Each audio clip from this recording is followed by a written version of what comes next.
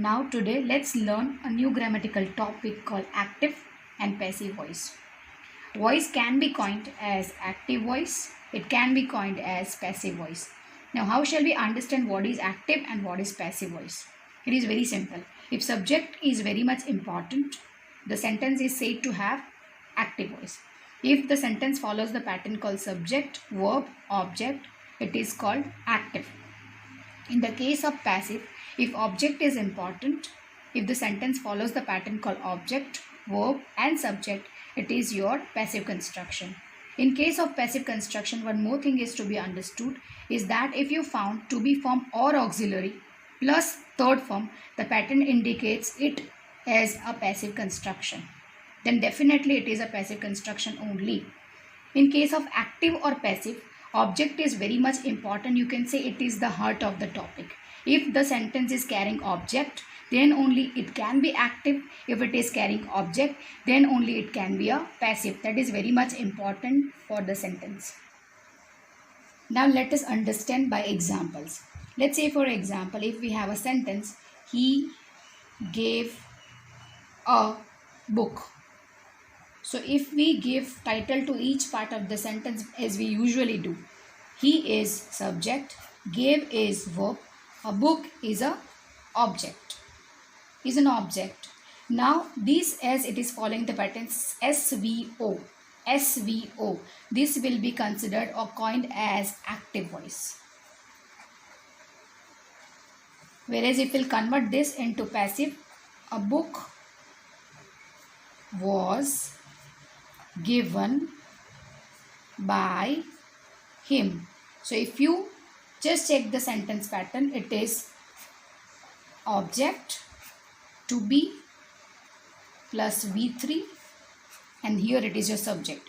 So this will be like this. So this pattern will be called your passive construction.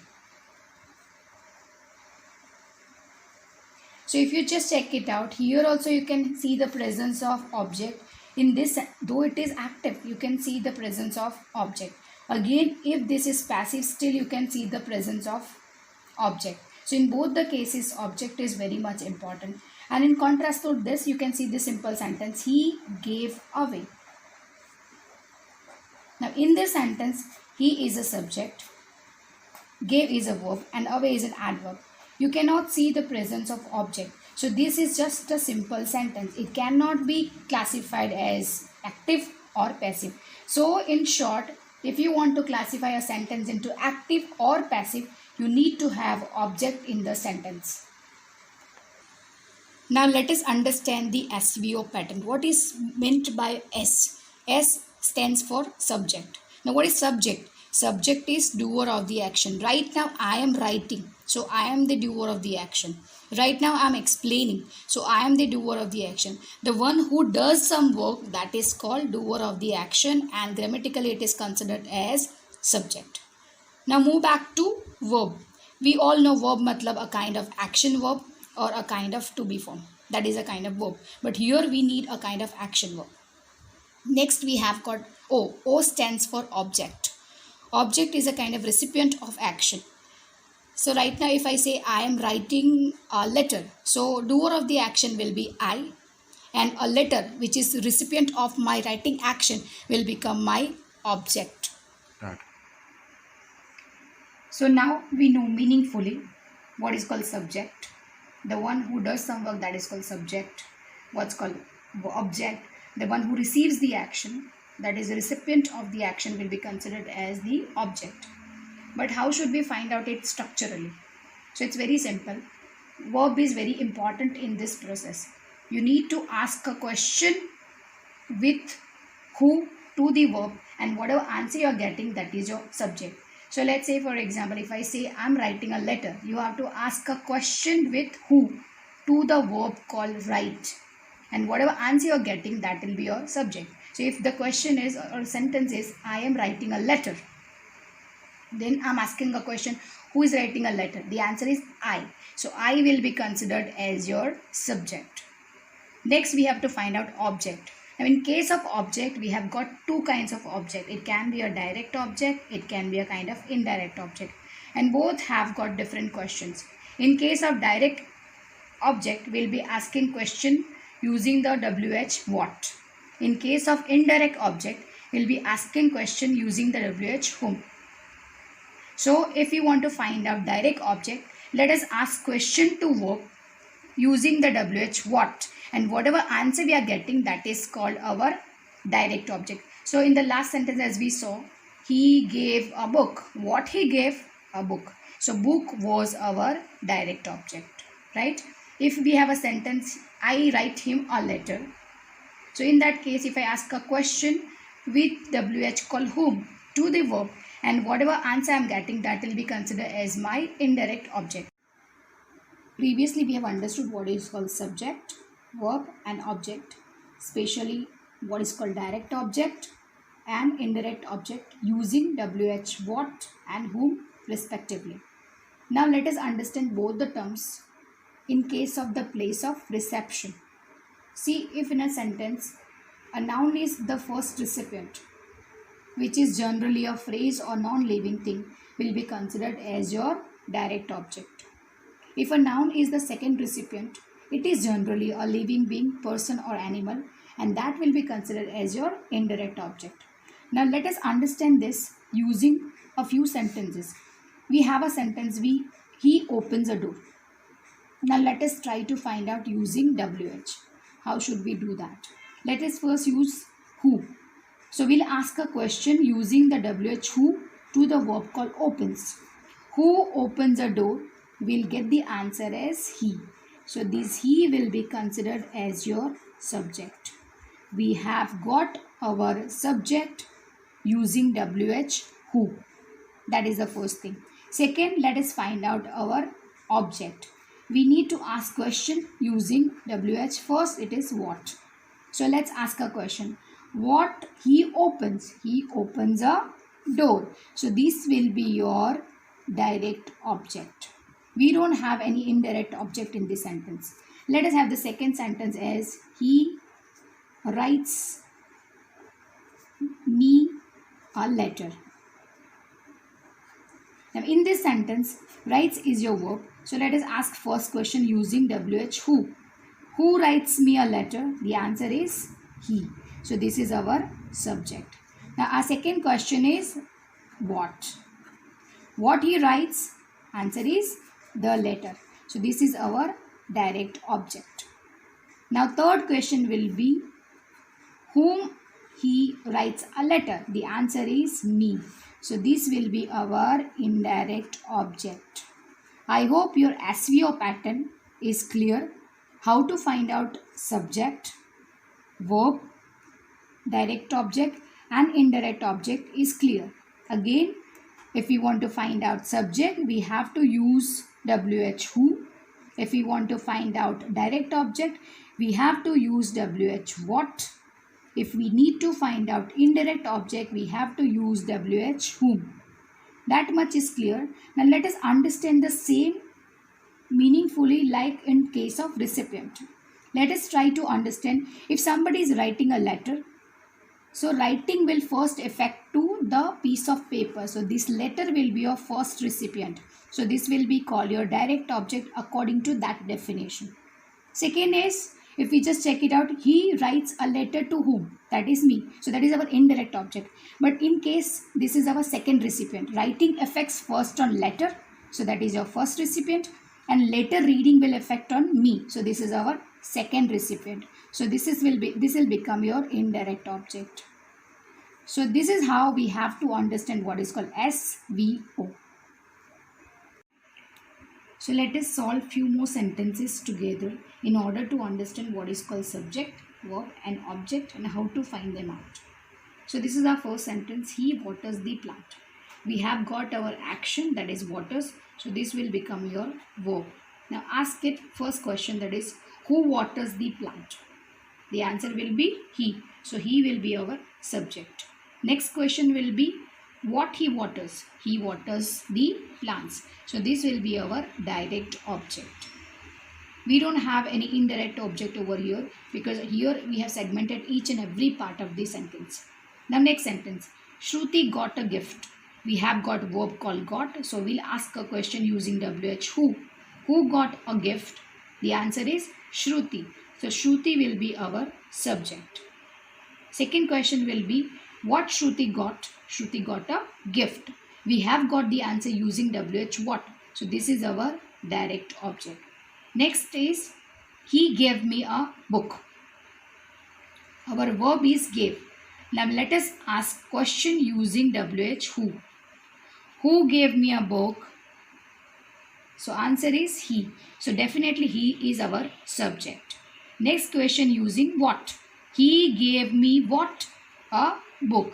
So book will be considered our direct object. Now something is still remaining. Let us try our next question, that is whom. So we have already used WH what. We are going to use WH whom. Whom he gave a book.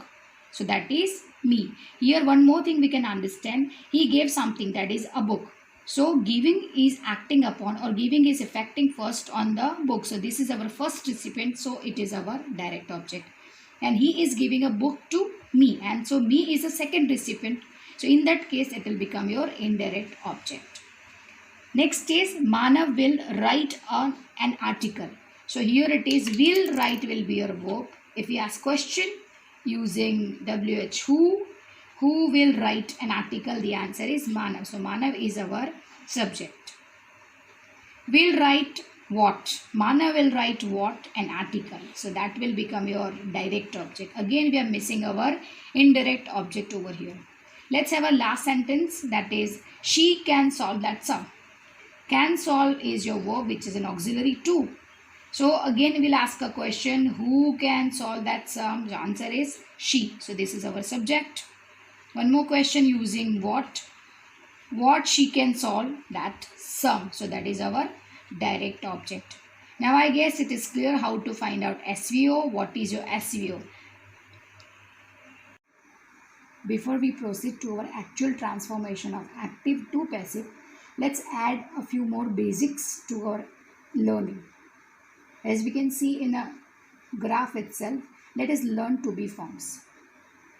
To be forms are part and parcel of verbs. Verbs can be classified as action verbs or to be forms or be forms. So basically verbs are having two parts. One is action, one is be forms. Now what is called action words? Action words, as the word indicates, it shows any kind of action. Let us see, for example, if it is talk. So action is talking. Talking shows any kind of action. If I say word walk, when I speak the word walk, I could see some action going on, that will be called walking. So that will become your action words. And in case of to be forms, it won't show you any kind of action. It shows either a kind of presence of something or somebody, it shows a kind of existence of something or somebody, or it shows a kind of identity. Let's say for example, she is here. So here what is our verb? That is, which is to be form. So it shows just a presence of her. So it will become our to be form. Next we have got there is a fen. So fen's existence is there. So it is just to be forms. It won't show you any kind of action. If I say I'm a teacher, so it shows my identity being a teacher. It won't show you any kind of actions when you speak this sentence. So it means there are some words which show some action. Those words will be falling into category of action words. There are few words which shows you only either existence or presence or identity. These will be considered as your to be forms or be forms. Second most important thing which we should learn about action words and to be forms is action words can convert or make or form any statement only. They are not capable of making negative statement or interrogative affirmative or interrogative negative. Whereas if you talk about be forms, they are complete one. They can make all four types of sentence. They can make affirmative, they can make negative, they can make interrogative affirmative, they can make interrogative negative. All the four possibilities are possible for them. Let us try to understand the same using a few examples. Here I've got a word called walk, which is definitely an action word, because as and when we could speak the word walk, some or the other action, a kind of walking, floats to our mind.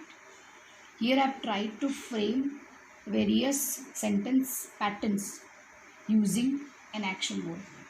First one is I walk, which can be classified as an affirmative statement. Next, I've got I not walk. Because of the presence of negation, we can classify it into a kind of negative statement.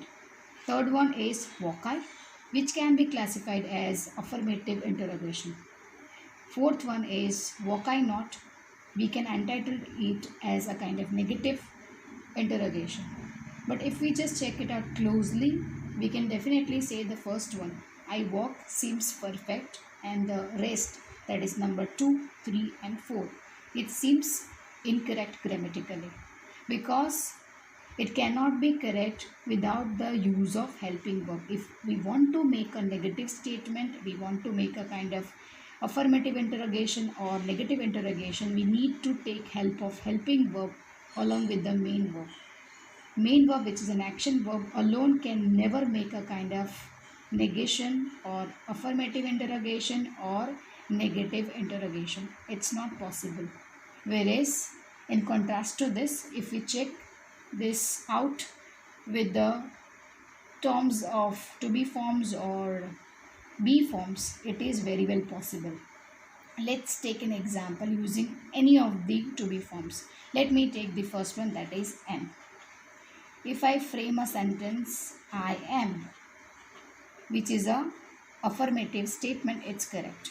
Let me frame the second, I am not, which is a kind of negative statement, that is again correct. If I frame the third one, that is am I, which can be entitled as a kind of affirmative interrogation, which is correct. And the last one will be am I not, which is a kind of negative interrogation, which is again correct. So if we just compare these two, in case of action word, it is not possible to frame all the 4 types of sentences using only action word. It needs a kind of help of helping verb. Whereas in case of to be forms, it is very well possible. You can make a kind of affirmative statement, you can make a negative statement, you can make a kind of affirmative interrogation, you can make a kind of negative interrogation. All the 4 types are possible. I hope you have understood this very well.